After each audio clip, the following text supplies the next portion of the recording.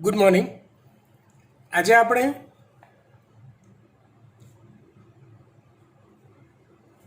સંલગ્નતા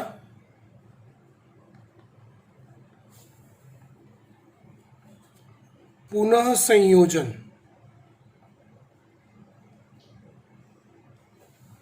સંલગ્નતા પુનઃસંયોજન અથવા વ્યતિકરણ નો કન્સેપ્ટ સમજવા પ્રયત્ન કરવો પડશે. હવે આ સંલગ્નતા શું છે, પુનઃસંયોજન કે વ્યતિકરણની અસર શું છે એ સમજીએ પહેલાં આપણે થોડુંક ફ્લેશબેકમાં જઈએ, ભૂતકાળમાં. યાદ કરો, આપણે કોષ વિભાજન ભણતા હતા.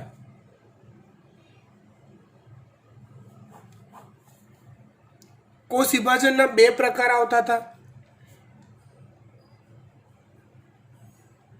એક સમસૂત્રી વિભાજન અને બીજો પ્રકાર આવે અર્ધસૂત્રી વિભાજન અથવા અર્ધીકરણ.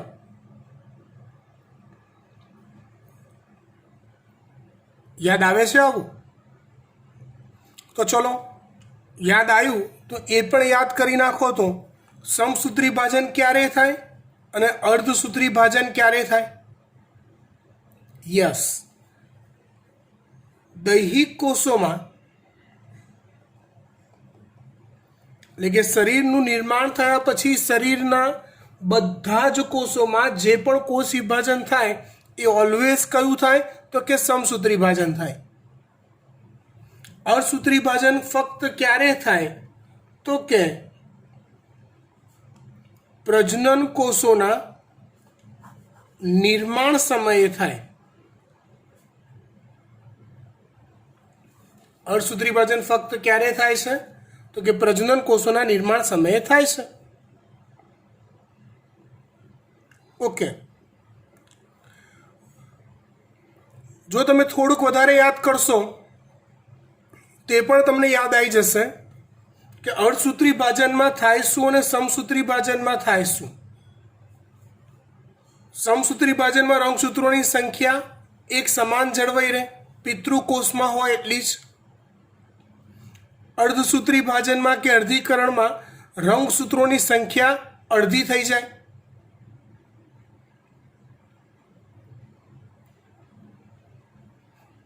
ફર્સ્ટ લેક્ચર આપણો યાદ કરો. આપણે લેક્ચર સ્ટાર્ટ કર્યા એનો ફર્સ્ટ લેક્ચર યાદ કરો. જો ના યાદ આવે તો ફરી એકવાર રિવાઇઝ કરીને જોઈ લેજો. ફર્સ્ટ લેક્ચર એમાં આ વાત મેં ક્લિયર કરી હતી કે ભાઈ દૈહિક કોષમાં, શરીરના કોઈ બી એક કોષમાં આ રીતે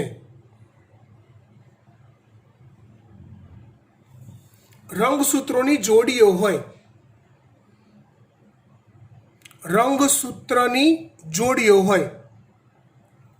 એમાંથી જ્યારે પ્રજનન કોષ બને છે ત્યારે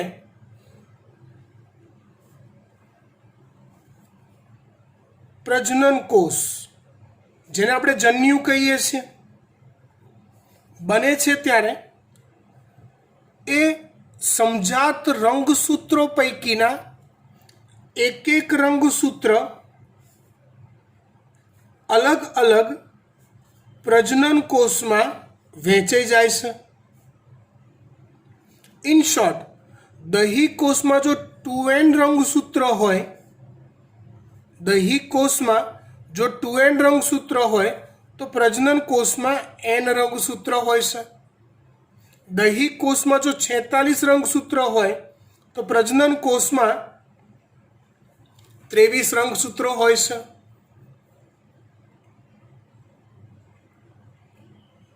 ખબર પડી વાત? ઓકે, આ તો ખાલી તમને અર્ધસૂત્રી વિભાજનની બેઝિક વાત યાદ કરાય. હવે અર્ધસૂત્રી ભાજનને વધારે યાદ કરીએ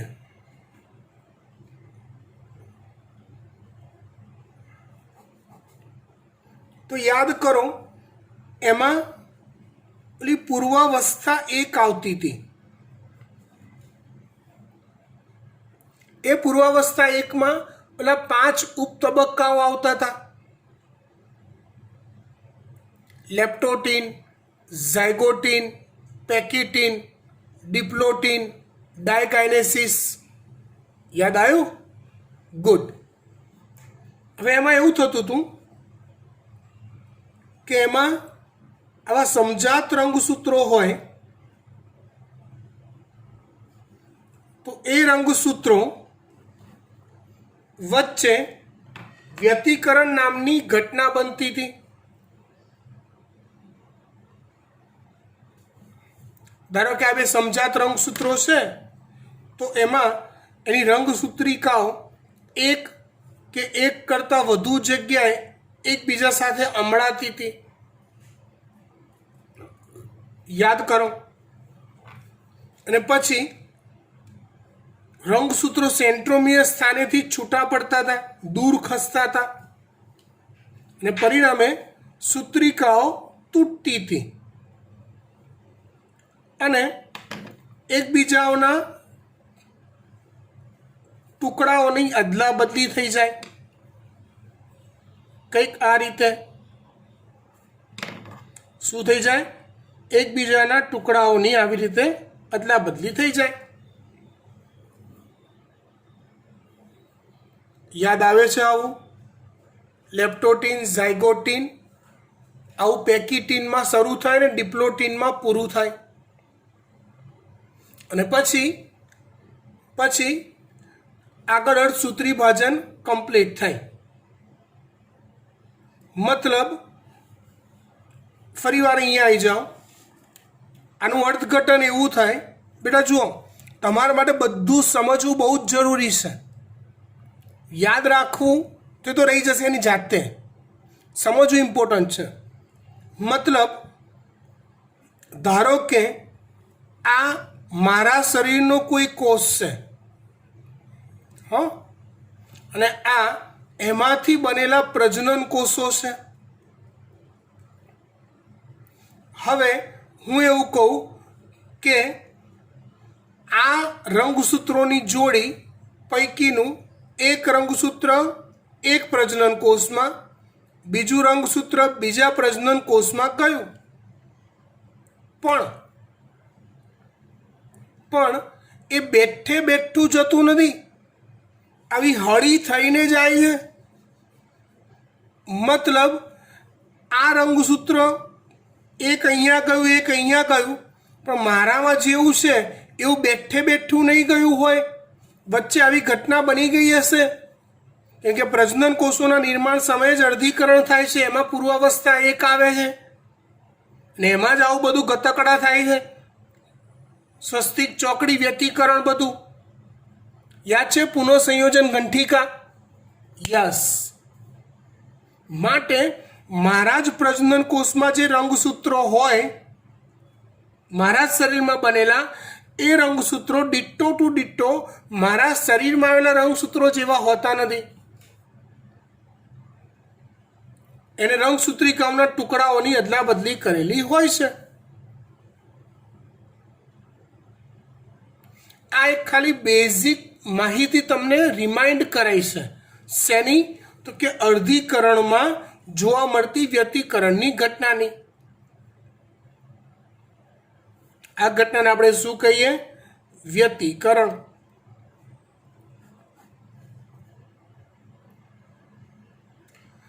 ચલો, અહીંયા આ વાતને હવે અટકાવી દઈએ. આ વાત અટકાવી દઈએ, કેમ કે આ એક સસ્પેન્સ મૂવી જેવું ચાલશે. શરૂઆતમાં એક વાત તમને ચાલુ કરી, અડધી પૂરી કરી દીધી, પછી બીજી વાત ચાલુ થશે અને છેલ્લે બંને વાતો ભેગી થઈ જશે. હવે બીજી વાત લઈ જાઓ.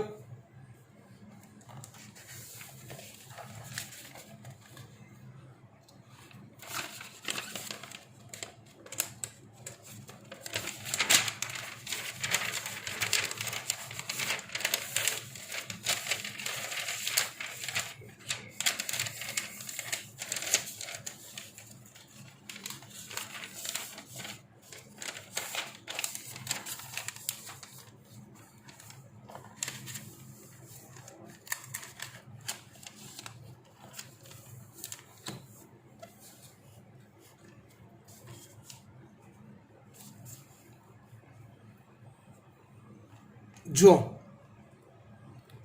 હવે પહેલા લેક્ચરમાં તમને વાત કરી હતી શું તો કે જનીન કોને કહેવાય એની વ્યાખ્યા તો વ્યાખ્યા એવી થાય કે રંગસૂત્રના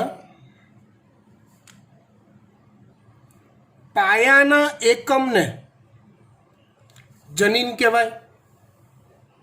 રંગસૂત્રના પાયાના એકમને જનીન કહેવાય. મતલબ આ રંગસૂત્ર છે, આ બીજું એનું સમજાત. તો એ રંગસૂત્ર પર આવી રીતે હરોળમાં જનીનો ગોઠવાયેલા હોય છે. મતલબ એક રંગસૂત્ર પર ઘણા બધા લક્ષણ માટેના જનીનો આવેલા હોય છે. સેમ એ જ પ્રકારે આ સમજાત રંગસૂત્ર પર બી જનીનો આવેલા હોય. તમે સમજો ને, મનુષ્યની વાત કરીએ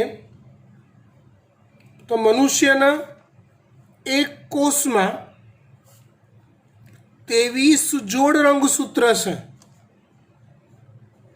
અને મનુષ્યના એક કોષમાં 30 થી 40,000 જેટલા જનીનો છે. મતલબ શું થયો? 30 થી 40,000 જનીનો આ 23 જોડ રંગસૂત્રો ધારણ કરે છે. મતલબ એક રંગસૂત્ર પર ઘણા બધા જનીનો આવેલા હોય છે.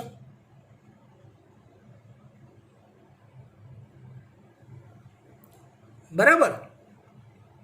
અથવા એવું કહેવાય ઘણા બધા જનીનો ભેગા મળીને એક રંગસૂત્ર બને છે. શબ્દ સમજીએ. સંલગ્ન જનીનો. શબ્દ સમજીએ. સંલગ્ન જનીનો.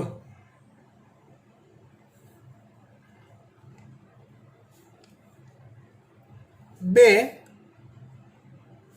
ભિન્ન લક્ષણ માટેના જવાબદાર જનીનો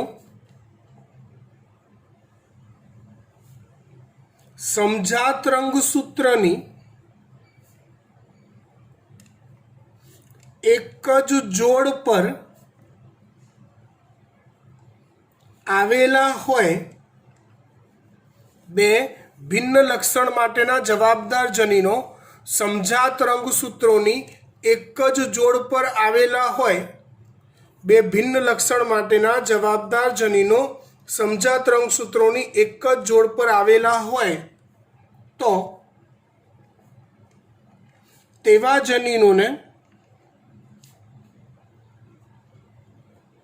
સંલગ્ન જનીનો કહેવાય છે.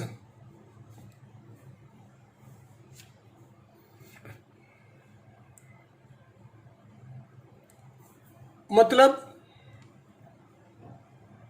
ધારો કે આ એક રંગસૂત્રની જોડ છે.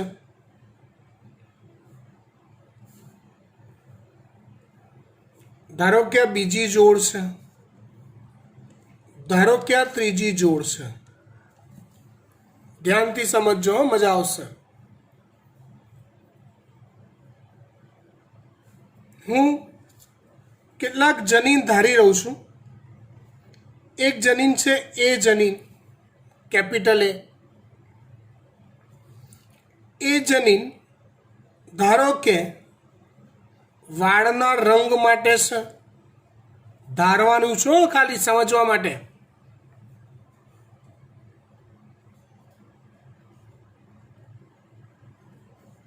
સ્મોલ એ જનીન પણ વાળના રંગ માટે છે. પ્રભાવી પ્રચ્છન્ન ટાઈપ વિચારી શકાય. Same way capital B, small B જનીન આંખની કીકીના રંગ માટે જવાબદાર છે એવું ધારી લો. ખાલી ધારવાનું જ છે. એવી રીતે કેપિટલ સી સ્મોલ સી જનીન જે ધારવાનું છે ખાલી ત્વચાના રંગ માટે જવાબદાર છે. એવી રીતે કેપિટલ ડી સ્મોલ ડી જનીનો એ ધારો કે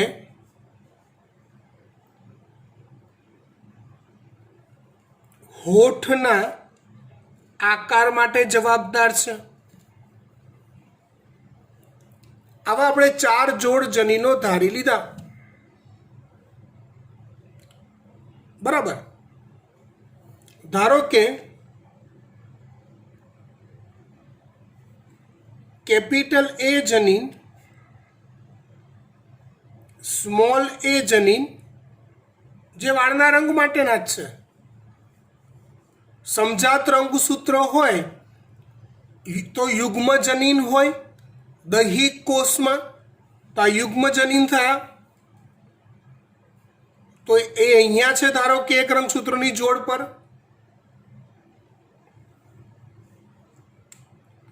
કેપિટલ બી જનીન સ્મોલ બી જનીન એ બીજા રંગસૂત્ર પર છે.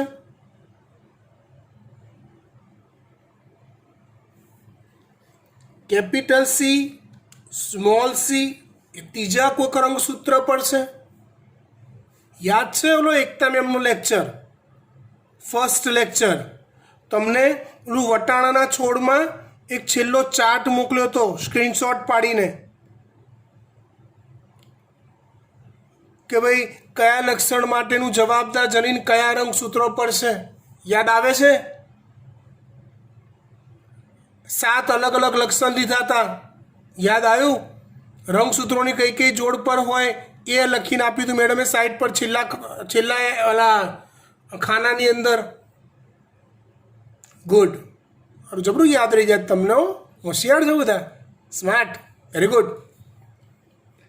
ચલો હવે યાર ડી જનીન અહીંયા જ છે, કેમ કે એક રંગસૂત્ર પર તો એક કરતાં વધુ લક્ષણ માટે જવાબદાર જનીન હોય જ. કે જનીનોની બહુ બધા જનીનોની દુકાનો ભેગી મળીને એક હોલસેલ માર્કેટ ઊભું થાય જેને કહેવાય છે રંગસૂત્ર. હવે આપણે ટોટલ 4 લક્ષણ માટેના જવાબદાર જનીનો લીધા. એ પૈકી વાળના રંગ અને હોઠનો આકાર આ બંને માટેના જવાબદાર જનીનો એક જ રંગસૂત્રોની જોડ પર છે.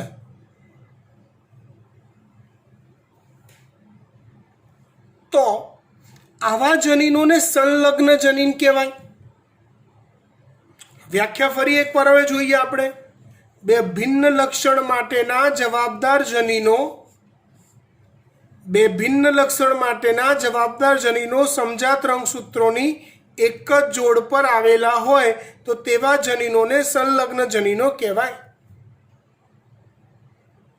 એ અને બી ને સંલગ્ન જનીન કહેવાય ના, કેમ કે રંગસૂત્રોની અલગ અલગ જોડ પર છે.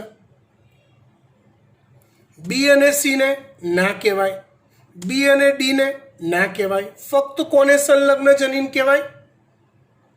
યસ, એ અને ડી ને, કે જે બે ભિન્ન લક્ષણ માટેના છે.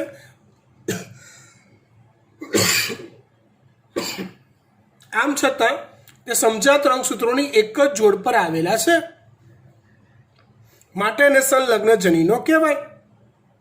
સિમ્પલ. સંલગ્ન જનીનો વાત મગજમાં બેસી ગઈ? ગુડ.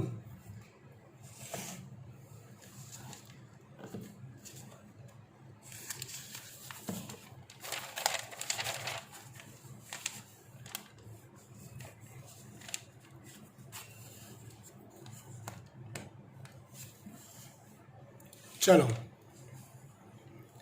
હવે આપણને કામમાં આવે એ બીજી કેટલીક બેઝિક વાત જોઈએ.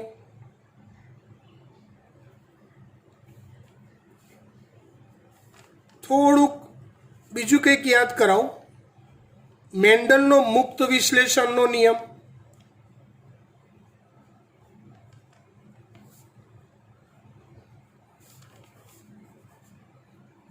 આ નિયમ યાદ છે? શું છે નિયમ? તો કે બે ભિન્ન લક્ષણ માટેના જવાબદાર જનીનોનું વિશ્લેષણ એટલે કે છૂટા પડવાની ક્રિયા, બે ભિન્ન લક્ષણ માટેના જવાબદાર જનીનોનું વિશ્લેષણ એટલે કે છૂટા પડવાની ક્રિયા એકબીજાથી સ્વતંત્ર રીતે થાય છે. બે ભિન્ન લક્ષણ માટેના જવાબદાર જનીનોનું વિશ્લેષણ એકબીજાથી સ્વતંત્ર રીતે થાય છે.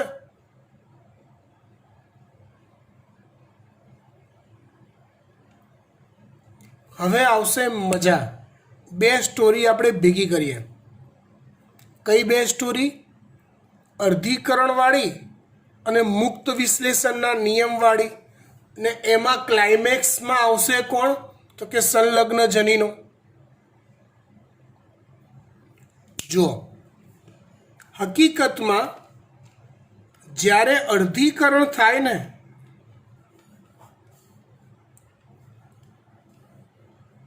જનીનોનું વિશ્લેષણ એટલે છૂટા પડવાની ક્રિયા ક્યારે થાય? તો કે અર્ધીકરણ દરમિયાન થાય. વાસ્તવિકતામાં અર્ધીકરણ જ્યારે થાય ને ત્યારે ખરેખર તો જનીનો વ્યક્તિગત રીતે છૂટા નથી પડતા. છૂટા પડે છે કોણ? તો કે રંગસૂત્રોની જોડી પૈકીના રંગસૂત્રો. છૂટા પડે છે કોણ? રંગસૂત્રોની જોડી પૈકીના એક એક રંગસૂત્રો છૂટા પડે છે. હવે આમાં કેવું હોય કે તમે એક લક્ષણ માટેના બે જનીન લઈ લો, કેપિટલ એ સ્મોલ એ. તો હકીકતમાં કેપિટલ એ સ્મોલ એ ને ધ્યાનમાં રાખીને વિશ્લેષણની ક્રિયા નથી થતી. વિશ્લેષણની ક્રિયા તો રંગસૂત્રો માટે થાય છે.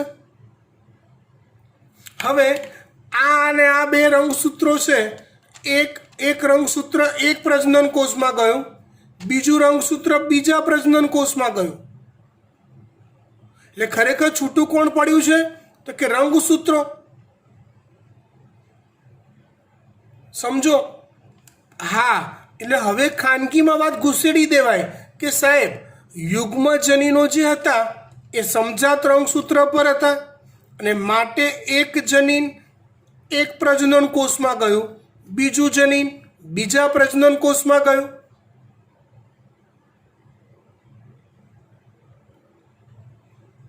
ખબર પડી? હવે ધારો કે આને ઝૂમ કર્યું છે. ધારો કે આ એક બીજી રંગસૂત્રોની જોડ છે. હું એને ઝૂમ કરું. બરાબર ધ્યાનથી સમજજો દીકરા. અહીંયા કેપિટલ સી જનીન છે, અહીંયા સ્મોલ સી જનીન છે એવું ધારો. પ્રજનન કોષોનું નિર્માણ થયું. આ એક રંગસૂત્ર અહીંયા ગયું, બીજું રંગસૂત્ર અહીંયા ગયું. ખાનગી વાત, કેપિટલ સી ધરાવતું રંગસૂત્ર ગયું, સ્મોલ સી ધરાવતું રંગસૂત્ર ગયું. મતલબ એક પ્રજનન કોષમાં જો આ રંગસૂત્ર જાય તો એની જોડે આ રંગસૂત્ર જાય ને આ જઈ શકે. અને માટે તમે ઓલી 4 શક્યતા લેતા હતા યાદ છે? કેપિટલ એ સાથે કેપિટલ સી, કેપિટલ એ સાથે સ્મોલ સી, સ્મોલ એ કેપિટલ સી, સ્મોલ એ સ્મોલ સી. મતલબ આ બંને છૂટા પડશે નક્કી, આ બંને રંગસૂત્રો છૂટા પડશે નક્કી, પણ કયા રંગસૂત્ર સાથે કયું રંગસૂત્ર જશે એ નક્કી નહીં. આ રંગસૂત્ર સાથે આ જઈ શકે, આ જઈ શકે, આ રંગસૂત્ર સાથે આ જઈ શકે ને આ જઈ શકે. કોઈ બી જઈ શકે, કોઈ બી જઈ શકે. ઇટ મીન્સ એક લક્ષણ માટેના જવાબદાર જનીનોનું વિશ્લેષણ અન્ય લક્ષણ માટેના જવાબદાર જનીનોનું વિશ્લેષણથી સ્વતંત્ર રીતે થાય છે. પણ દીકરા, આવું ક્યારે શક્ય બને? આવું ક્યારે શક્ય બને? તો કે જ્યારે આવું ક્યારે શક્ય બને? તો કે જ્યારે બંને લક્ષણ માટેના તમે જે બે લક્ષણ ચોઈસ કર્યા છે, તમે જે બે લક્ષણ ચોઈસ કર્યા છે એ બંને લક્ષણ માટેના જવાબદાર જનીનો સમજાત રંગસૂત્રની અલગ અલગ જોડ પર હોય તો જ આવું શક્ય બને. મતલબ તમે જે બે લક્ષણ લીધા એના માટેના જનીનો એ અને સી ધારો કે હોય અને બંને અલગ અલગ રંગસૂત્રોની જોડ પર હોય તો પ્રજનન કોષોના નિર્માણ સમયે એનું વિશ્લેષણ સ્વતંત્ર રીતે થાય.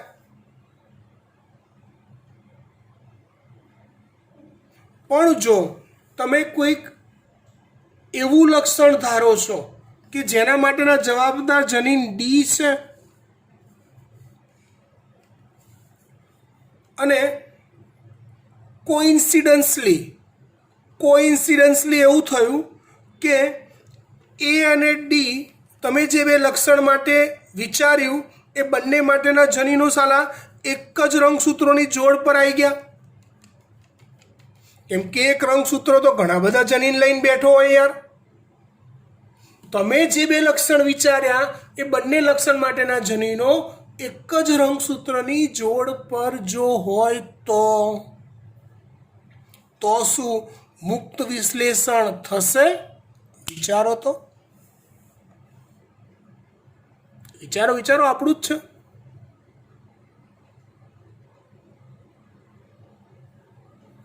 મુક્ત વિશ્લેષણ છૂટા પડવાની ક્રિયા એ રંગસૂત્રો માટે છે, જનીનો માટે નથી. હા તમે સમજી લો બરાબર. હવે એક પ્રજનન કોષમાં આ રંગસૂત્ર જશે અને બીજા પ્રજનન કોષમાં આ રંગસૂત્ર જશે. ક્યાંથી એ અને ડી છૂટા પડશે? કહો તો. આ બંને એક સાથે જ જશે અને આ બંને પણ એક સાથે જ જશે. મતલબ ધારો કે હું એવું કહું કે એ સ્મોલ એ કેપિટલ ડી સ્મોલ ડી આ બંને લક્ષણ માટેના જવાબદાર જનીનો સમજાત રંગસૂત્રની એક જ જોડ પર છે તો શું મુક્ત વિશ્લેષણ થાય? ના થાય. અહીંયા આવું વિચારી શકાય કેપિટલ એ સાથે કેપિટલ ડી, કેપિટલ એ સાથે સ્મોલ ડી, સ્મોલ એ કેપિટલ ડી, સ્મોલ એ સ્મોલ ડી? ના. કેમ કે ભાઈ આવું છે. આ રંગસૂત્રોની જોડી છે, અહીંયા કેપિટલ એ છે, અહીંયા કેપિટલ ડી છે, અહીંયા સ્મોલ એ છે, અહીંયા સ્મોલ ડી છે. પ્રજનન કોષોના નિર્માણ સમયે છૂટું કોણ પડે છે? તો કે રંગસૂત્ર અલગ અલગ પ્રજનન કોષમાં છૂટા પડે છે. એક રંગસૂત્ર અહીંયા ગયું, બીજું રંગસૂત્ર અહીંયા ગયું.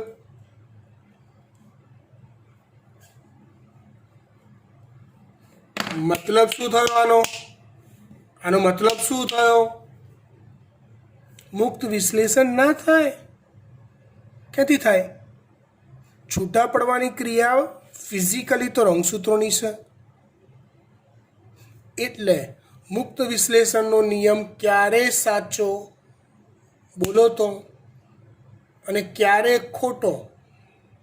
બોલો તો ક્યારે સાચો? તો કે જ્યારે તમે જે બે લક્ષણ માટેના જનીનો વિચારો છો એ જનીનો જો રંગસૂત્રોની અલગ અલગ જોડ પર હોય, ધારો કે એ અને સી માટે વિચારું, એ રંગસૂત્રોની અલગ અલગ જોડ પર છે તો એનું મુક્ત વિશ્લેષણ થશે. પણ જો આ જનીનો રંગસૂત્રોની એક જ જોડ પર ના હોય તેનું મુક્ત વિશ્લેષણ થતું નથી. તેનું મુક્ત વિશ્લેષણ થતું નથી. ખબર પડી વાત? હજી આપણે આ સંલગ્ન જનીનો અને એ સંલગ્ન જનીનોના કિસ્સામાં મુક્ત વિશ્લેષણ થતું નથી ત્યાં સુધીની વાત કરી છે. આગળની વાત હજી આપણે પૂરી કરતા નથી, આટલે સુધી રાખીએ છીએ. બીજો એક લેક્ચર હું આવતીકાલે અપલોડ કરીશ, કેમ કે ગઈકાલે અપલોડ થઈ શક્યો નહોતો. બરાબર? હોમવર્કમાં જેટલું આજનું ચાલેલું છે એટલું બધું જ્યારે વિડીયો જુઓ છો એ ટાઈમે યાદ રાખી એ જ વસ્તુ જેટલી યાદ રહી એ મુજબ લખવાની છે તમારે મોઢે. ઓકે, ચલો બાય.